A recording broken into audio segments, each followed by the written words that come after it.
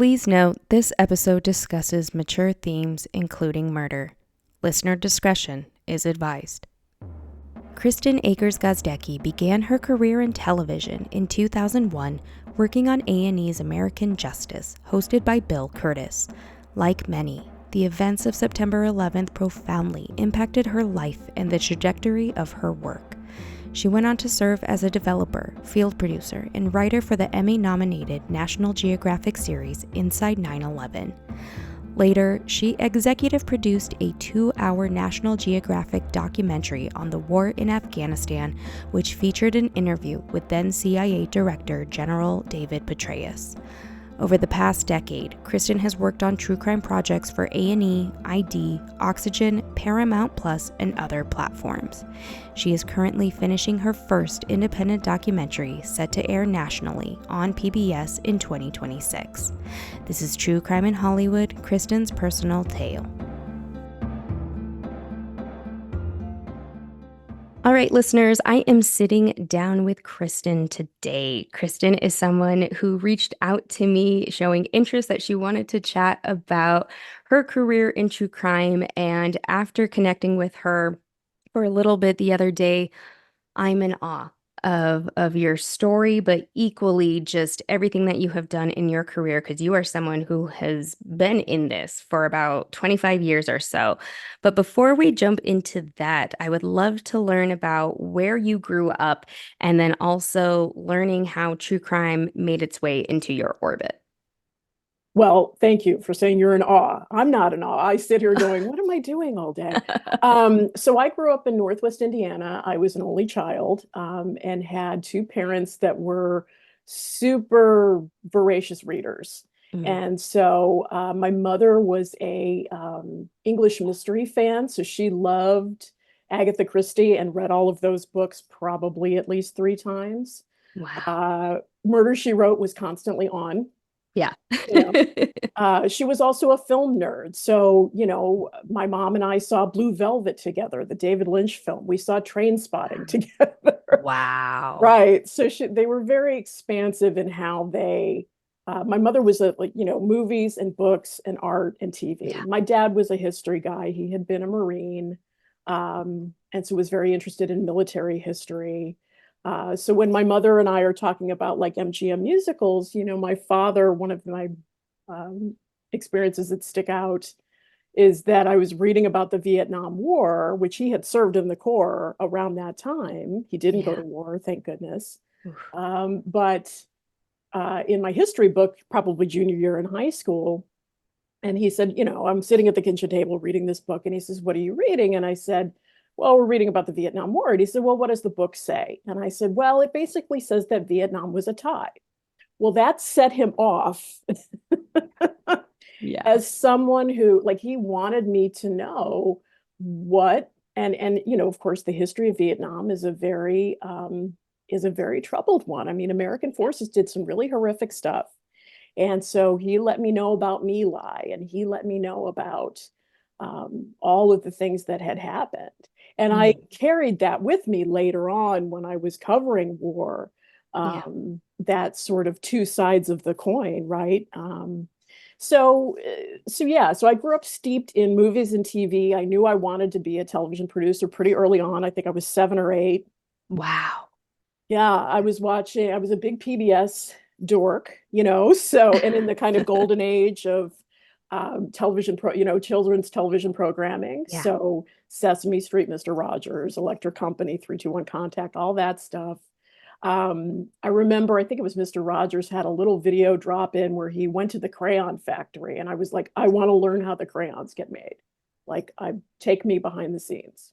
That's wild. I reference that in so many different things with Mr. Rogers. So that's wild that you just said that. Right. Yeah.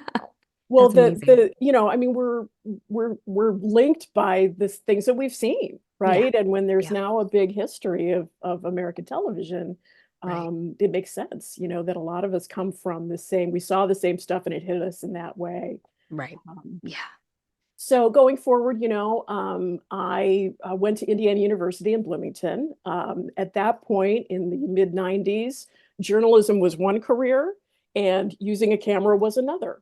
Right. Yeah. which is how things have changed. I Yeah. wanted to be a journalism major and combine it with, communications, and was told I couldn't. Mm, One of my big regrets was not fighting that. hmm. I was like, this is all going to be one thing one day. And of course, now we're there. And I think, after I graduated, the comms department had a multi-million dollar makeover and it became something, all in Yeah. one. But I got the writing piece of it through journalism classes, and then I worked at the PBS affiliate with IU, and that was great. I worked for a public affairs weekly show that was I got to go to like local school board meetings and kind of um, just boots on the ground journalism, learning how Yeah. to do rip and reads from AP Wire, and then going into the field and catching sound and all that stuff. So, and it's funny because Jenny mentioned this in her piece that, I had a book too of all the production companies in New York because my thought was I needed to go to New York and that's what I should do. And I started Wow. cold calling every production company I could get my hands on and actually engaged with a couple. I mean, this is again in the like mid 90s. So Yeah. docs hadn't really blown up yet. There were Yeah. some shops that were doing that, but not a ton. Hmm. And I remember somebody saying, like, don't come to New York unless you have a job. Um, and I did wind up getting a job actually in ad sales and was all set to move to New York and ultimately just decided that I wanted to stay in the Midwest. My parents were still here. I was very close to my father and my mom. And so I stayed in Chicago and I interned with the Jenny Jones show, talk shows in Chicago from Oprah, Donahue and Oprah way back in the day, to Yeah. Jenny Jones, to Jerry Springer. There's a doc on Jerry Springer coming out. Yep. All of that was going on. And Oh that my was an gosh. excellent experience because I realized I don't want to work in talk shows. I was like, this is not for me. Like Yeah. I just so that was a good learning experience. Then I wound up going to live in England for a year, just to sort of hang out, which was great. My parents are very indulgent in that way. I was very lucky. And when I came back, I started working kind of nights and weekends at WGN Radio, which is the big talk station here in town, and really loved radio, but ultimately wanted to make my way over to TV. So there was a production company in Chicago, Towers Productions. Hmm. Um, that was the production company that originated the show American Justice on A&E. Right. And so there had been a pipeline of producers, a couple of my colleagues, Greg Jacobs and Julie Truman, who worked at GN, who I had worked with them a little bit, and then ultimately went over to TV and became Yeah. documentarians. And so I followed basically Julie Truman, helped me get into Towers. I came in as a production assistant working on American Justice and also biography. And I'm trying to Oh, remember what wow. else was going on. A lot of A&E Yeah. Yeah. content at the time. And so the learning curve was very steep. Hmm. I had not worked in TV before, and suddenly, and at that point, Towers was like about 150 people, somewhere in there. So it was a pretty big shop. And I was working with people who had worked in local news for 15 years or had Mm. been newspaper reporters who had real chops. And Yeah. so I feel, Towers, like a lot of companies, not a perfect place, you Yeah. know, and all that entails. However, it was an absolutely amazing place to learn. And it Mm. was an amazing place to be mentored by people. And I was very lucky. People like Nicole Rittenmeyer, who's gone on to be a great showrunner, um, and other folks, Jonathan Towers, of course, himself, who I believe still works in the industry. It was great to be in person mentored by them, really learn how to beat out a story into 6 acts, or Yeah. whatever. And then cold calling was something that I was already doing. Again, I was cold calling all these production companies. So that felt very natural to me, just working the phone. Right. Yeah. And they realized pretty early on that I could write and work the phone. And so Mm. I wound up doing a lot of development. So at that point, American Justice was like orders of 38 episodes on a rolling basis. So it was a ton of Oh content. my gosh. I can't imagine. Um, and with a factory like that, what you do get is It's kind of like Roger Corman in filmmaking. You're just doing it again and again and again, Right. and you achieve some level of mastery because you have to. Yeah. It was Towers was very much a sink or swim kind of place. Wow. And so I think the downside of that was I wound up putting in 80 and 90-hour weeks. And I now tell younger colleagues, like, don't do that. Yeah. Yeah. There's ways to learn without killing yourself. Wow. Oh my goodness. That is wild. I mean, truly, I love learning all of this because these are shows that I grew up watching. And so knowing that you got your start in the talk show industry as well is just wild to me. Thank you for sharing all of that. So with that being said, because you were working on A&E's American Justice, and this was hosted by Bill Curtis in 2001, September 11th happens. Can you share, kind of walk me through that day, but then also how that ultimately shaped the direction of your work? So, I was on the L in Chicago. I was on the Brown line in the Loop. And on the train, people were starting to get phone calls that a plane had run into one of the towers in Lower Manhattan. And it just wasn't clear. It seemed like it was an accident at that point. Yeah. And so I got off the train. I had about a 20-minute walk, 15, 20 minutes, something like that, from the Loop to Randolph and Clinton, where Towers was at the time. And I came up the elevator. We were on the third floor, and there were a bank of televisions that were always on because we would monitor the news and whatnot. I still do to this day. Um, and the minute I stepped in the lobby, first of all my colleagues are standing there. And now, again, these are people who've dealt in crime. They're not easily shaken. And they're Right. not, but everybody was like, oh, their faces were they were horrified. And the Yeah. minute I stepped in the lobby and I looked at the TV, the second plane hit. Oh my gosh. And I can't remember if it was ABC or CBS, but whoever the anchor was, that the main anchor that we were listening to said, "Well, this is not an accident."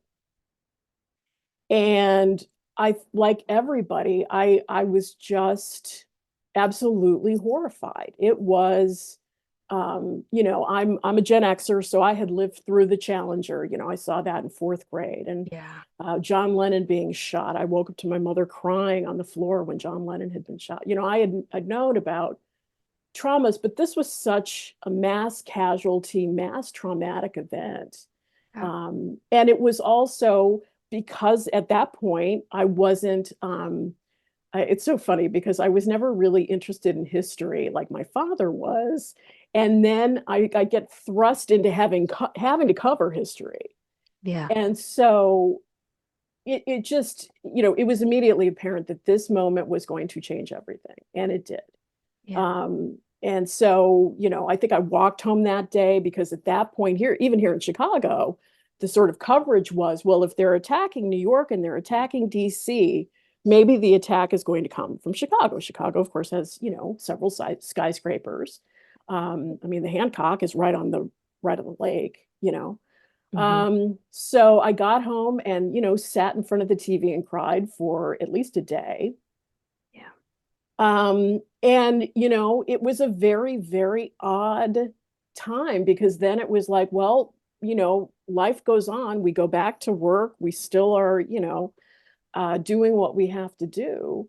It was weird working with the networks at that point because they were like, A&E, I remember, was like, well, we're putting a pause on all production and we're not greenlighting anything right now because nobody knew what to do. And plus they Right. were in New York. I mean, A&E, I think they're still in Midtown, like 44th and Lex.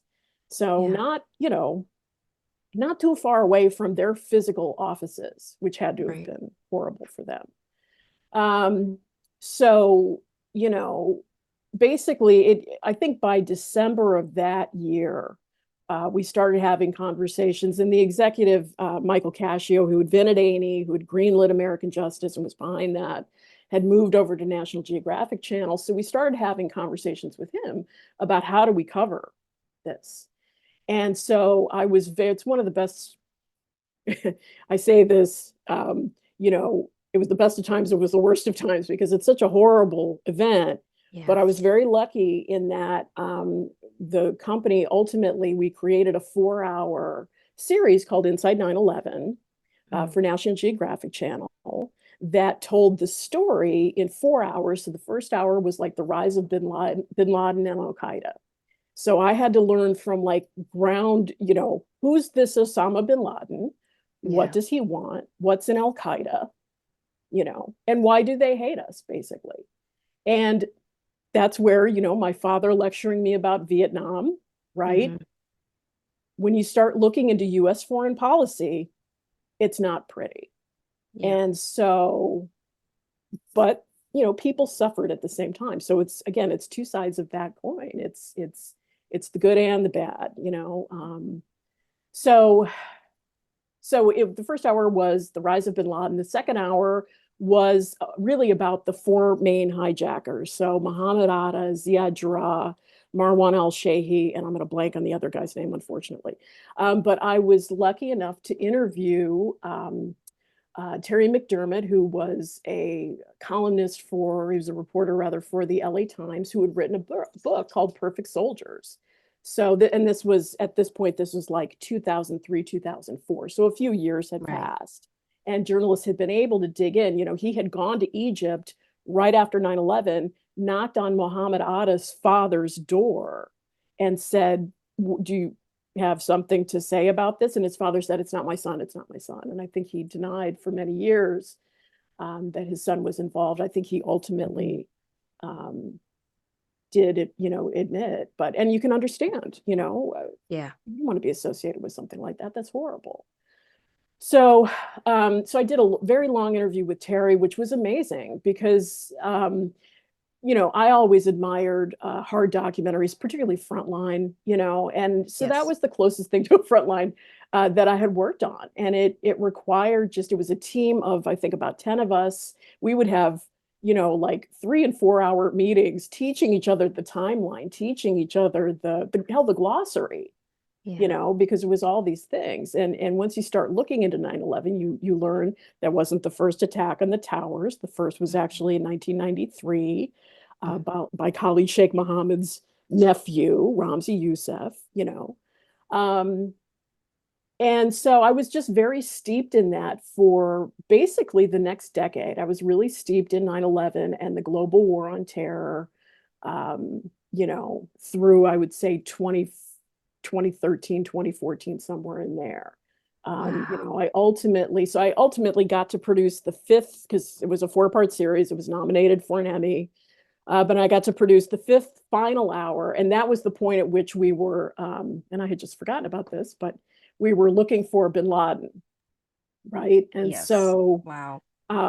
yeah, and so I was producing this in the fall of 2010 Hmm. and the kind of spring of 2011. Yep. So I spent a lot of time in DC talking to, terror experts and folks who were involved in the hunt for bin Laden. Where is this guy? Yeah. Because after the US invaded Afghanistan right after in like November, October of 2001, he disappeared and nobody Yeah. really knew where he was.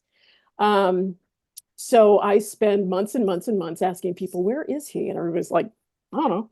Um, and then I was pretty much done with the fifth hour. We were the final tracking session. This is in May of 2011. The final tracking session was on a Monday. It was a Sunday. It was like the first Sunday I had had off in months, because the fact check on stuff like that, both inside 9/11 and then Hour 5, as you can imagine, is intense. And Absolutely. Nat Geo, God bless them, they, wanted double source fact checks. So you really had to, and every single word was fact checked. I mean, so it was very, very detailed. So I was ready to basically get the final tracking for the show. The script was locked. Um, and my phone, it's like probably 10 or 11 Sunday night, my phone starts blowing up. And at that point, we had an answering machine. We still had a landline. And I remember my friend Elizabeth said, Kristen, turn on the TV. They found him. So that was Obama announcing that SEAL Team 6 had located bin Laden in Abbottabad, Pakistan, and had executed him. Right. And so I had to, I go into the office Monday, we talk to the network, we're like, the show's going to be a little late. Like we Yeah. need, I now need to go conduct additional interviews. I was very lucky to interview Bruce Hoffman, who's one of the best terror experts, certainly in the US. He's got a new book out actually on domestic terrorists. He very kindly gave me another interview after already having done it once. So I had to jam out basically a whole new act one, a new tease, a new act one, and a new ending to accommodate for what we had learned. And there again, I'm covering really dark stuff, but it felt important. It felt Yeah. necessary. And Yeah. I know that I personally, again, got a lot out of really reading about how the US conducted itself. And again, as we know, the torture program by the CIA, we still can't prosecute KSM because he was tortured. So having that sort of bearing witness to that, to what this country can do that's Yeah. not great, Yeah. I think makes me a better citizen. I think it makes me more informed. And I wanted people to know about that. You're leading into my next question, and I know you kind of touched on this, but this is when you're working with such heavy trauma like this, because that's something that I think is often missed when we talk about these monumental moments in our country's history. How did you know that was the job for you, though? Because just like you said, I mean, you were boots on the ground, just covering all of this. What really spoke to you that, like, this is what my life mission is to do? Well, again, I'm somebody I need to know what, if not the truth, because as we know, the truth is a multifaceted thing. And right, this whole discussion in journalism that's going on now that, Yes. objectivity, pure objectivity does not exist, and it never really did. Yeah. But I need to know. And that's driven my entire career. It's driven my entire life. I have just insatiable curiosity about the world. Yeah. I'm talking a lot here, which is not always comfortable for me. I'm comfortable being behind the camera because I want to hear what other people have to say. Yeah. And with, the trauma piece, that's such a big piece with 9/11, the first responders went through such hell. Yeah. And for one of the other Nat Geo programs that I worked on that covered 9/11, we interviewed a father-son firefighter team who had to dig at the pile for 6 months before they found their son and brother's body. I Gosh. interviewed a woman in DC, or I'm sorry, New Jersey rather, who all they found of her husband was a part of his gun. I think he was the active duty FBI agent. He was the only active duty FBI agent killed on that day. Mm. And she had nothing to bury, Yeah. and we went to the cemetery to her where he was interred. And the thing that struck me, and I'm sure we'll go into this more, but when people are willing to talk about their trauma, Mm-hmm. something that they live every single day, it's not just a story for them, right? Correct. They live it. Yep. And I think you have a quote on the podcast site about looking into somebody's eyes. And yeah, that having that experience of looking into somebody's eyes and having them share their pain with you is a sacred thing. And Mm-hmm. it's something I take very seriously. I'm pretty earnest and I'm pretty straightforward. And so if you're willing to sit down and tell me about all this, and again, with it doesn't matter who it is, but I was struck having talked a lot with soldiers and first responders, folks who are, taught to sort of push their pain down and not really, I interviewed he was a lieutenant colonel in the army who had fought in Afghanistan, and he'd order a missile attack, and it wound up killing several children in a village. Mm. And And you could tell he was absolutely haunted by that. Yeah. And he had to tell somebody, Yeah. he wanted somebody to know. And over the years, I've asked folks, I'm going in through my patter, please sign the release and okay, the show's going to air and stuff like that. And I've had plenty of people say to me, I don't care if this ever airs. Mm-hmm. It just had to come talk to you. And so my takeaway, and I know it's true for myself, people need to be heard. They need to be seen, and they need it as much as they need to breathe. It's a real, real thing. And, it's my hope that in bearing witness and bringing those stories, and particularly covering Afghanistan, which, I mean, it was our country's longest war, and it was barely covered Mm-hmm. by the mainstream media, unfortunately. And so that also felt, really important. Thank you for sharing all of that. And I know we're on the same wavelength there. And yeah, and that was part of the quote that I shared of, you are looking into somebody uh, and you see it.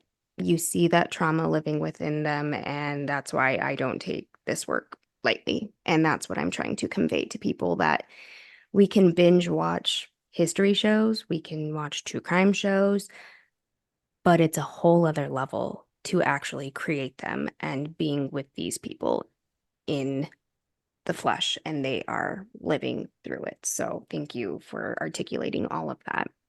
So with that being said, then you transitioned over to this true crime realm that has fully taken, I want to say globally by storm, because this isn't just America. I mean, true crime is very prevalent in many different countries, as I have learned over the years. So with that being said, what was that transition like now to go into more of domestic crimes? So it was kind of like coming home because again, and this would be around like 2017, I think when Oxygen turned into a true crime channel. It That's had right. been, Yeah. owned by Oprah, and then, Yep. all of a sudden they sort of changed course. For me, it was a good thing for my career simply because, I in 2012, after having exec produced a 2-hour doc on the war, I was laid off because the Yeah. industry was changing rapidly. And so Yeah. I had this, kind of what I felt was a really crowning achievement in my career. And then I'm like, oh, great, I'm out of a job. And then unfortunately, and this is a trigger warning for everybody, but my mother had committed suicide on that same day, actually. And so I, first of all, just had to take a year off and try to recover from that. Yeah. But once I started, making inroads into the new, and that was sort of like a rebuild too, because a lot of the folks that I had worked with, my network, had moved on to different parts of the industry and weren't necessarily still doing true crime. Um, 2017, 2018, like I said, it was like coming home. And what was nice about it actually, in the sort of, you know, um, in the second wave of true crime and in the second part of my career, I was really able to focus on booking, Hmm. which I love. Again, cold calling, going back to college. Um, there's something about um, hearing somebody's experience directly. And Yeah. I want that experience. And I would rather do that than I enjoy field producing too. But, it was nice because I also didn't have to run the whole show, right? The whole Yeah. show wasn't on my back Yeah. the way it was with the 9/11 stuff and the war stuff and whatever. So, um, but it was an adjustment. And we had this discussion earlier, but, with the second wave of true crime and so much content being produced so quickly, production companies and maybe folks who are working in subject matter that maybe they don't have as good of an appreciation as they should for the needs of victims and for the how to deal with prosecutors and former cops, and many of whom have been traumatized too. Yes. Hmm.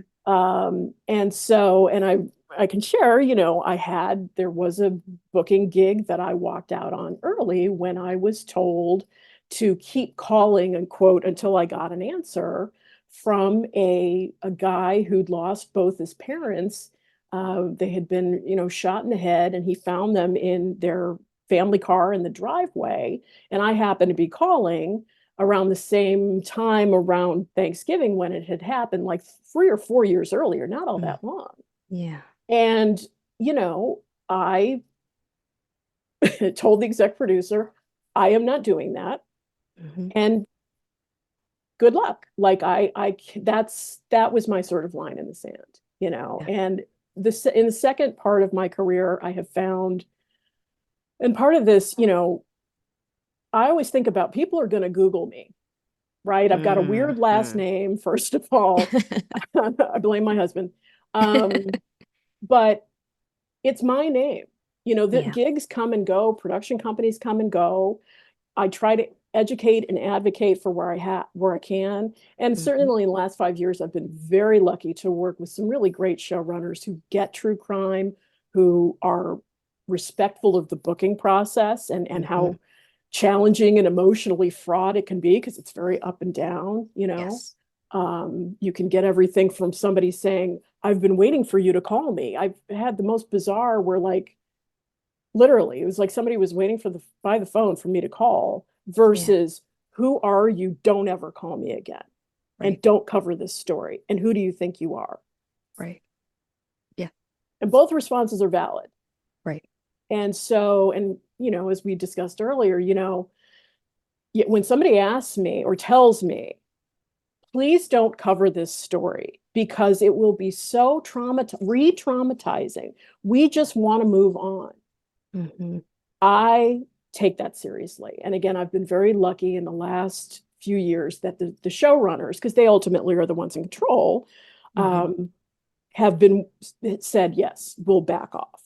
Yeah. Because again, working in bulk, for Oxygen, ID, what have you, A&E, if you're doing 20 episodes of something, certainly there are other stories out there to chase. You just Yes. need to go find them. Hmm.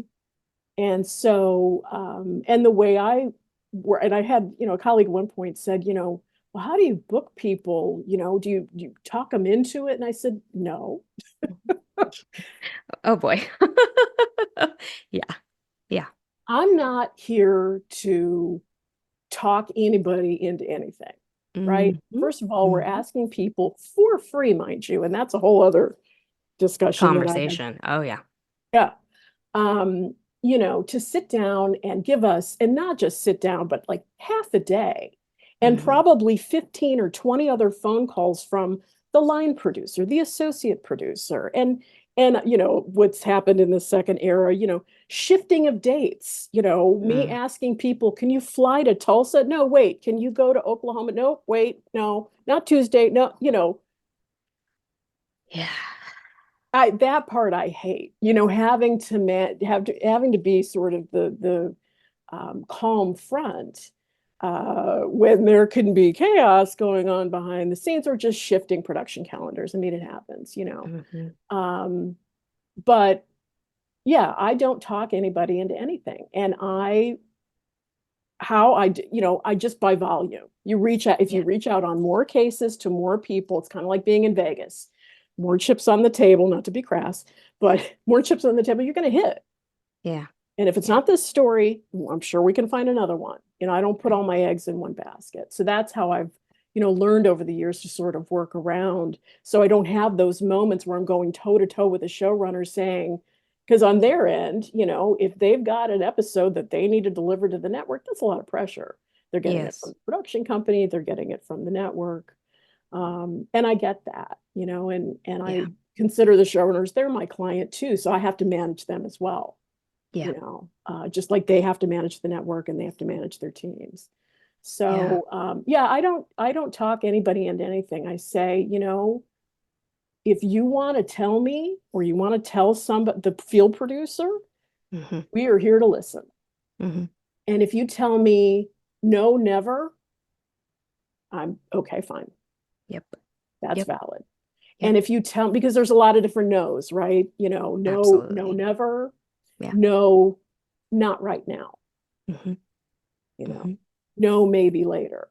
And I can tell you, going forward into like the third part of my career, I long to work on this sort of longer burn true crime stuff because it takes time for, particularly when somebody's got a story that is really burning inside of them. I always think about Errol Morris, who sat down with Robert McNamara, who'd been the architect of the Vietnam War, and it took him a decade to talk Yeah. McNamara into doing it. But when he did, and Fog of War is the resulting documentary, it's amazing.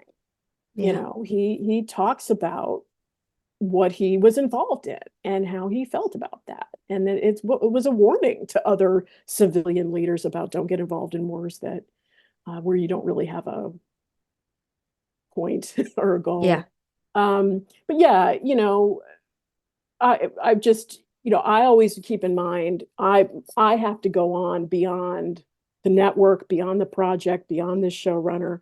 So how I present to someone on the phone and how I deal with them, I'm brutally honest generally. I want them to understand the production process. Again, this is going to be like half a day of your time. Uh-huh. Mm-hmm. Mm-hmm. And if we're traveling you in, we're not going to fly you on the same day. Or I push for this with the wine producers, and they don't always love this, but like you can't fly somebody in the same day, interview them, and fly them out. Put them up overnight for right. Thank you. Thank you. It's a Yeah. common courtesy. Yeah. I on one of my war shows, I had a guy who was totally traumatized, and I remember my one of the production assistants called me and said, he can't do the interview today. And I said, fine, Mm-hmm. pay for another night. Mm-hmm. Mm-hmm. You know, It I mean, is, it's a hard job. Like, I just want to throw that out there. But before I say anything more, I just wanted to say thank you for sharing that information about your mom and being vulnerable about that. Because equally, listeners, I hope you understand too, like that is, you're also carrying your own trauma now on top of doing your job. And it is very hard sometimes to have those two things coexist. And I know that for myself firsthand, but as a booking producer, which is very much what I have done in recent years since being pregnant and having my daughter. So I very much relate to a lot of what Kristen is saying here because we are usually the face, if you will, and the voice of the production right from the jump. And we have a large responsibility. And that goes without saying that we hear more than you will ever know on your screen.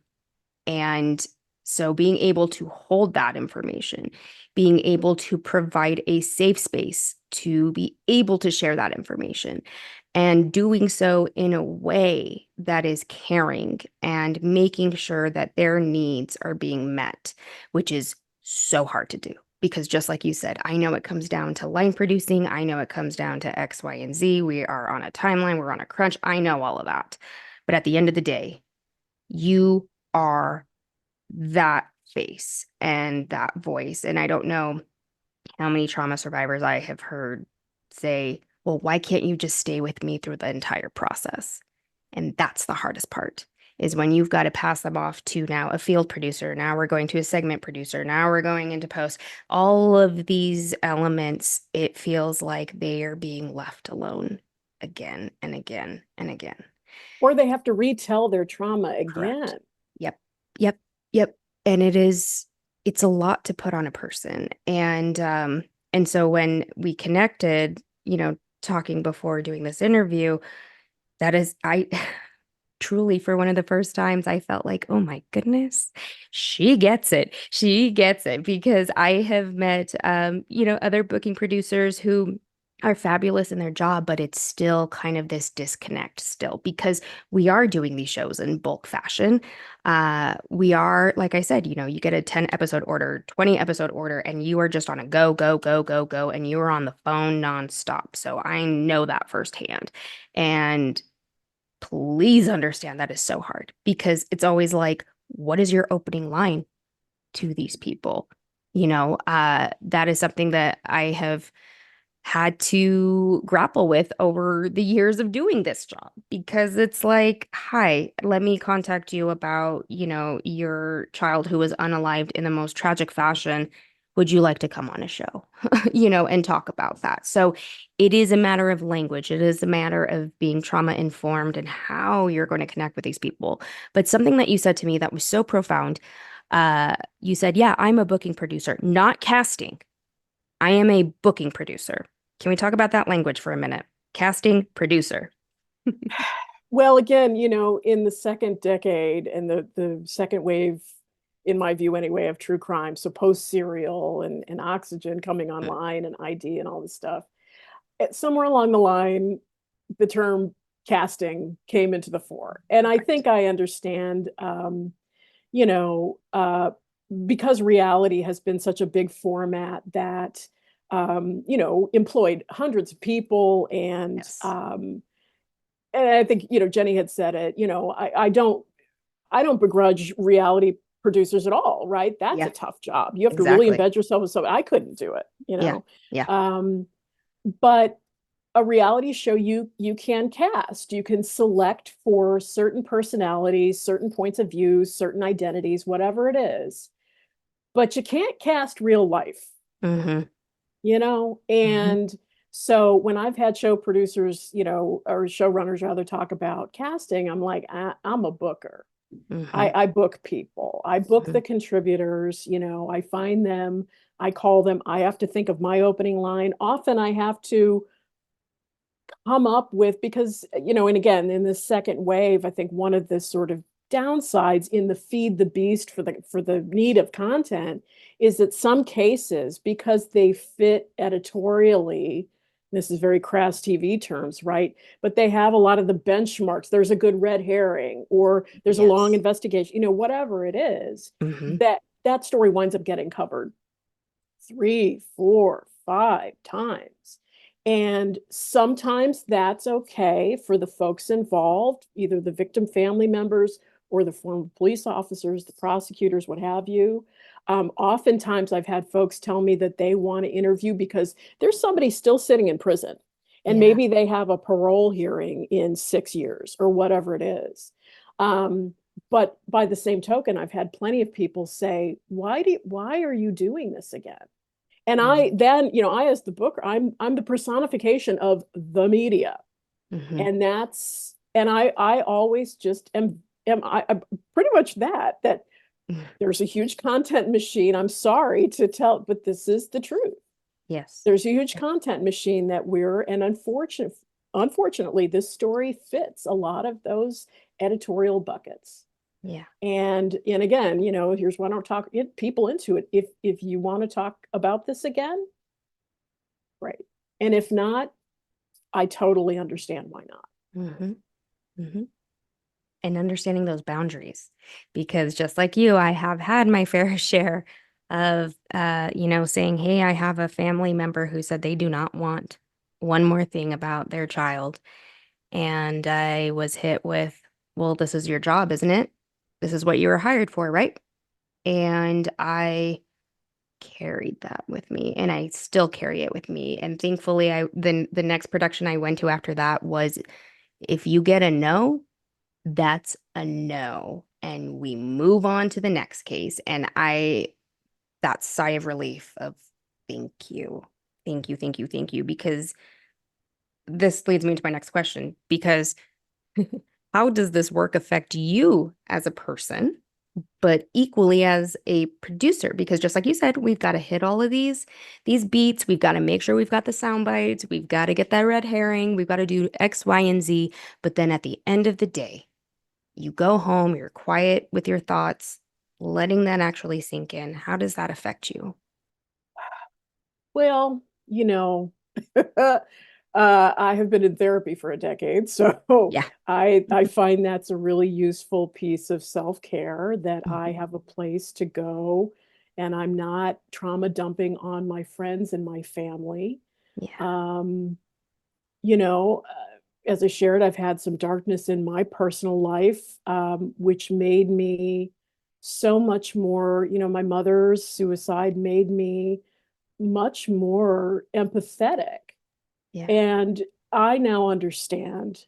And I try to carry myself this way. And I try to let people know too. Because if they're going to open up to me, I'm going to open up to them. It's like Yeah. I do, I know what it's like to have something that you just can't shut it off in your brain. This is a Hmm. story for me, but for you, this is your life. And particularly with something like suicide, which there's still so much stigma attached. It's such a difficult way to lose somebody. Yeah. It's you can spend years going back over your mind why it happened, how it happened, and all of that stuff. And so, yeah, the way I've dealt with it, honestly, something like this is a little bit of therapy too. Yeah. Because the one thing, and I probably said it earlier, but um, the one thing that unites us as humans is our pain, for better or for worse. And you know, one of the things actually, and this might sound nuts, but that got me through my mom's death was that I had talked to so many people who were carrying so much of their own trauma that I knew I wasn't alone. Maybe it hadn't been the specific of what I experienced and my specific story, because every story is different, obviously. But Yeah. bad things happen, and they come at you in ways that you don't expect. You're blindsided, and for me, part of working through that trauma, I started, 2015, I started working on a completely 180 personal documentary that I'm currently working on finishing. It's about a woman, Carol Highsmith. She's a 78-year-old photographer who's been traveling across America for 40 years, photographing the people, places, and things of our country and giving all of her images to the Library of Congress for free, copyright free. Wow. So, right. And so I started filming with Carol. And it's funny because one of the things that drew me to Carol, she had a Wikipedia page, and she had shared on her Wikipedia page that her first husband had died by suicide. Mm. And when I read that, because I had been looking for a doc subject, I knew I wanted to do my own project that I had control on, that I didn't have to take network notes, which that's a whole discussion we could have, I'm sure. You Yeah. know, um, so I wanted to, find a story that I could really dig my self into and really be involved in a long, meaningful way. Yeah. So again, I started filming with Carol in 2015. We're working on finishing funds. Hopefully, it will air on PBS in 2026 nationally. But yeah, that was one of the things that drew me to her. That Yeah. she had gone through that, and she had, again, the similarity of experience. After she lost her husband, Mark, she was living in Washington, D.C., and was interested in photography, and basically was able to get to the Library of Congress and see the work of another early turn of the century photographer, Francis Benjamin Johnston, who had also traveled America in the early 1900s. Yeah. And she became, that sort of gave her life's path, because she said, I had to have something positive come out of the darkness. Yeah. Well, that's exactly how I feel. I coming off all the war and the murder and the death and the destruction and the layoffs and the uncertainty of the industry, Mm-hmm. which feels like it's every 10 years. Mm-hmm. Yeah. For everybody who's not working right now, I feel your pain, Yeah. you know. Yeah. Um, that's been my sort of gift to myself, really, has been working on this documentary and putting in, again, about a decade. I've self-funded it, most of that. I'm very lucky to have a PBS affiliate behind me now. Wow. And it will finally see the light of day. And it's been a really interesting experience doing the indie film thing, right? Yes. I'm used to, hey, you've got 9 months.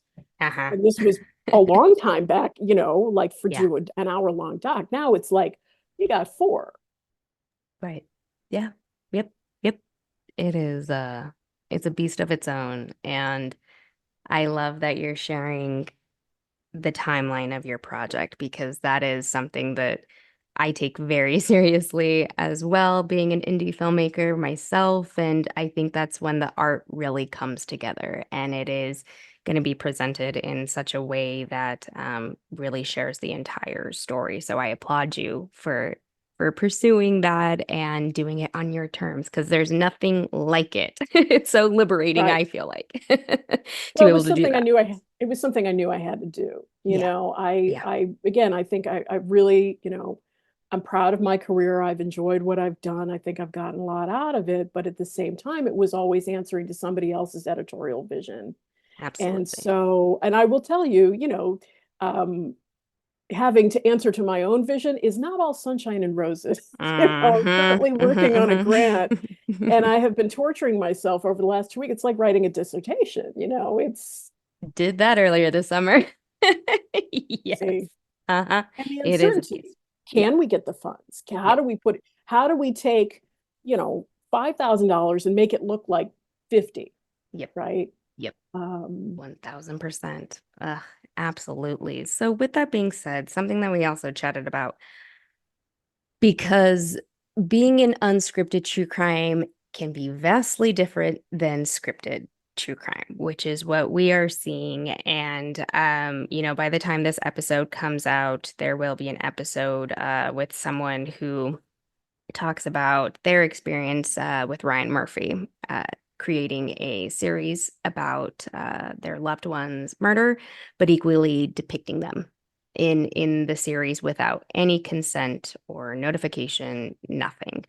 So, can we talk about how you envision the evolution of true crime in Hollywood and hopefully how this will look in years to come? Well, I can't tell you how many folks I've talked to over the years who've had exactly that experience. Yeah.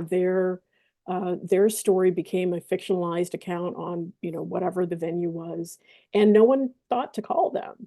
Well, as a documentarian, I find that just unconscionable, Hmm. frankly. I mean, wouldn't you want to speak to the people involved? I mean, it's one thing to read a court transcript or to read a police report or even watch news coverage of it. It's quite another, to sit and to look at somebody. So because I come from a doc mindset and a doc background, I hope that there is at least some effort on those scripted projects to involve the people who were actually involved, Yeah. and to try to tell the nuances of their story. Because I think that, and again, I don't work in the scripted world. I'd like to, and I've got stuff on the side that I work on. But, I think you get a richer story if Yes. you're able to cover it authentically. Hmm. um, I think you're just going to have better storytelling, quite frankly, and more, diverse storytelling, background, ethnicity, sexual orientation, whatever it is. Yep. Talk to the people involved, Yeah. get their perspective on it. And I think also ask yourself, what am I trying to accomplish by, I think that's something that I really in nonfiction and true crime going forward for me, that question becomes more important every day. Mm, I need to work like everybody else. I'm not independently wealthy, so a gig is a gig and, yeah. fine.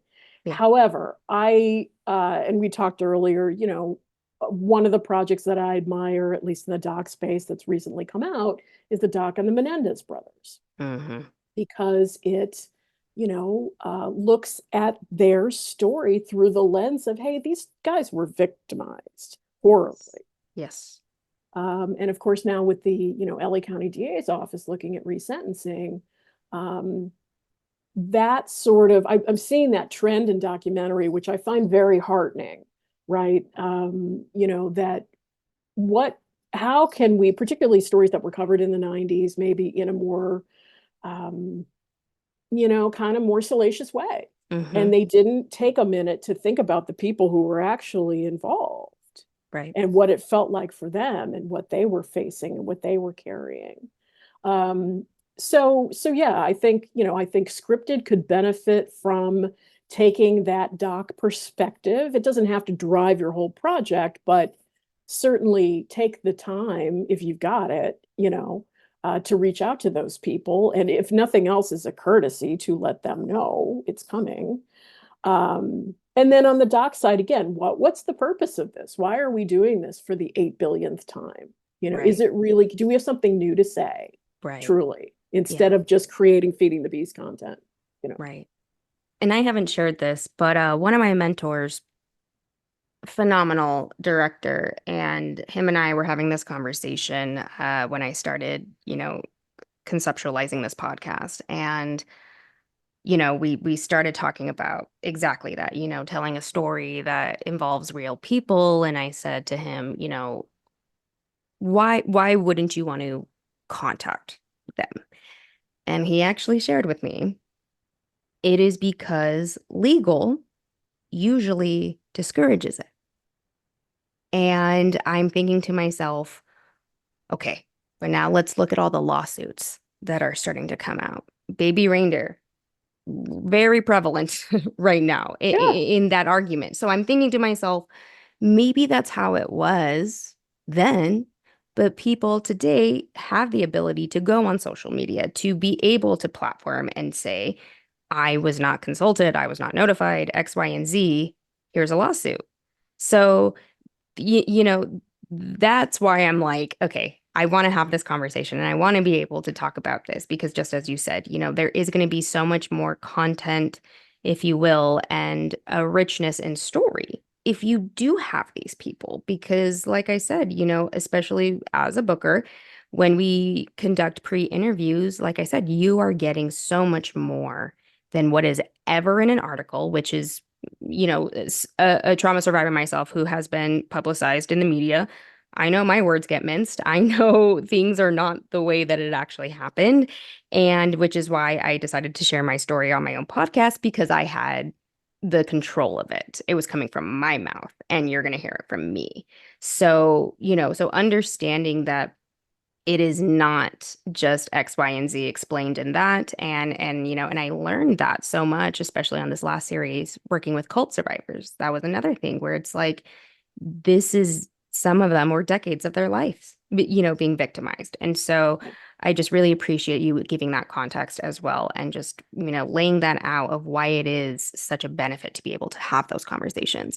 But one of the last things that I want to bring up with you, because you said something to me that has really resonated, and that was strictly about victims' entire stories. And I think you said to me, you listened to Connie's episode about intervention, when we're talking about drug addiction, and there is this disadvantage of learning more about a victim and understanding the nuances of their life. Can you share a little bit more about that and your belief system in that? Well, the best example I can give again is my mother's death, right? That it took me a lot of years to really think about all of that. And Yeah, um, what I came to, it didn't define her life, right? right. That was one element of she was 72 at the time. She'd lived a long life. And Goodness. I would say the same for, and that's up to the victims to define for themselves what it means and what they've taken from it. But yeah, it's something horrible that happens to you need not define who you are. And how you choose to carry it, that's, those are a series of decisions that you will make over time. And it takes time too, especially when you have Right. something so traumatizing. It doesn't happen overnight. It's, for me, it's been a long journey. And I do feel, now I'm older, it's been more time, um, you know, and I've grown, I think, in my sort of ability to wear it. Um, but yeah, I hope that whether it's scripted or unscripted, that and this is a shout out to the legacy networks, Oxygen ID, our colleagues there. Yeah. I hope that they realize that there's a real opportunity because as you say, platforming and social media, that did not exist when I started out. When Correct. I started out, TV was a one way, we're talking, you listen. Yep. It's not like that anymore. Hmm. And sort of hallelujah, right? Because now it can be a discussion. Hmm. And I think, again, the networks, and it's tricky. They're all, part of multinational corporations that are in massive financial trouble, blah, blah, blah, blah. However, there is a way to evolve forward in the way the podcasts have. I think that's why everybody went so nuts over Serial, right? Because it Yeah. really did, people want the in-depth. Yeah. Sure, they want formatted stuff too. I think those both, they can live together. But the audience is very savvy Yeah. and very has seen a lot of this content and has heard a lot of things. So, what new do you have to say, and how can you integrate the point of view of the people really involved and primarily victims, and honor their experience? I think you get a richer end project, whether that's a formatted doc series or if that's a scripted something or if it's a podcast, whatever it is. Listen to people. That's what we're in the business of anyway, Yeah. right? Yeah. Amen. Amen to all of that. Kristen, you're so wise, and thank you so much for like doing this, first of all. But now I want to shift a little bit. Let's get to some lighter stuff because I'm just intrigued by everything that you're sharing. So now I have to know, what's the most interesting thing you have read, watched, or listened to recently? And this can be outside of true crime too. Ooh, well, I am currently reading the woman who was the editor at Knopf for Julia Child, Judith. Oh, Yeah, how exciting. Oh my and I'm goodness. forgetting her name. It's Judith something or other, but it's about her work with Julia Child. She was a editorial assistant in the 50s in New York, Yeah. and Julia Child's manuscript had the book, um, the book that she did with the other two French Yeah. ladies, Yeah. Mastering the Art of French Cooking. And, Knopf, the publishing house at the time, was doing serious literature with men like John Updike. And so they were like, we don't want to do this. And somehow she was able to push it through ultimately. Judith Wow. Jones. Yeah. Judith Jones. Um, Reading about women who came before me Hmm. in publishing, broadcasting, the arts, whatever it is. I love that, because Judith Jones talks about being sort of patted on the head and, oh, girls don't edit. Like, we wonder why we're still fighting these battles, right? Hmm. Hmm. Hmm. So I have really enjoyed that, and I do tend to be a real nonfiction person. I'm trying to think what else I've been reading, but that's the one that sticks out. That's just so like, oh, I love this. She talks about going to France for a year and a half and learning how to cook. It's like, I want to go to France and just cook and read, Yeah. Yeah. Eat the butter. right? Everything with All butter. the cheese. Yeah. Exactly. Uh, I love that. I love that answer. So, speaking of food, and this doesn't have to be food related, but I love platforming local favorites. So, is there a local restaurant, bookstore, coffee shop, anything you want to shout out? I would love to learn more. So we have a local Mexican restaurant that we love, El Tapadio. It's run by a multi-generational family, and we go Oh. there at least once a month. And they know what our orders are before we sit down, you know. Love And it. and that's an unusual experience, right? Yeah. Like Yeah. they know who we are, and it's, do you want the blended margarita today or do you want the other margarita? So, um, yeah, we love, we're lucky enough to live, out here in the suburbs of Chicago. We've got a lot of like local businesses. Yeah. There's a great local bookstore called Anderson's, which is just phenomenal. And really, I'm trying to change my own habits and not just de facto order from Amazon Hmm. for a variety of reasons and sort of, support a local bookstore. So Love yeah, it. that's, in my That's awesome. off time, I love to read and cook. Those are my two. You and me both. Oh, I love it. Yeah, we will put their information and stuff on this episode as well. So thank you for sharing that.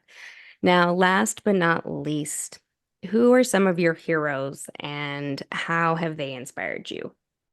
Certainly in the documentary realm, like I said, Errol Morris is a big one because he was doing it sort of before it became cool Mm-hmm. when it was Mm-hmm. still developing film. And I think about the Maisel brothers. I love Grey Gardens. It's one of my favorite docs ever. I'm thinking about the filmmaker. I'm going to blank on her name, Harlan County, USA.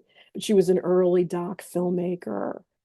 So those are definitely in the doc space. Michael Moore, I saw Yeah. Roger and Me in like fourth grade, and my dad was an Wow. electrician, a union electrician. So, the steel industry in Gary was kind of like the auto industry in Detroit. It was falling apart, and Wow. I knew what it was like to have him out of work for a year and how Yeah. scary that got.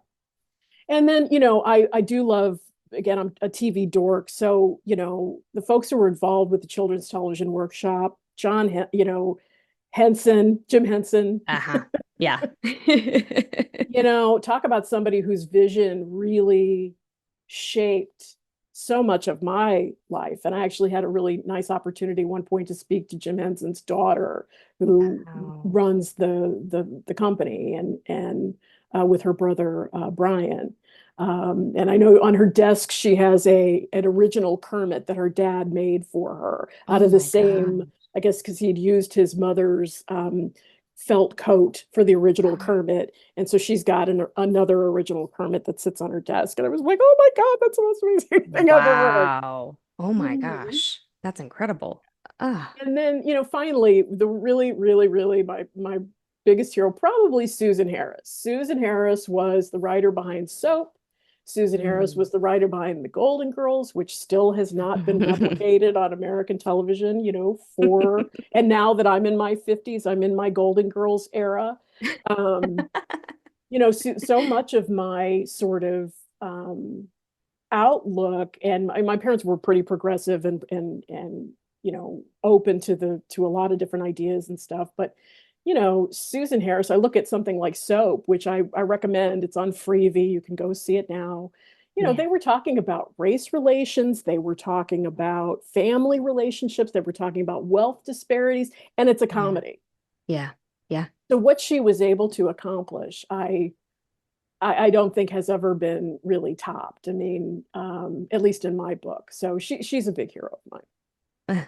Well, you should probably do that documentary on her Right? because I mean, truly, Golden Girls is one of my absolute favorites. And you're right, there was a lot of progressive comedy in there, but it was bringing attention to things that are very relevant today too. So I absolutely might. I even have a Golden Girls child's book for my daughter that I read to her. Oh, I love that. That's Yeah. great.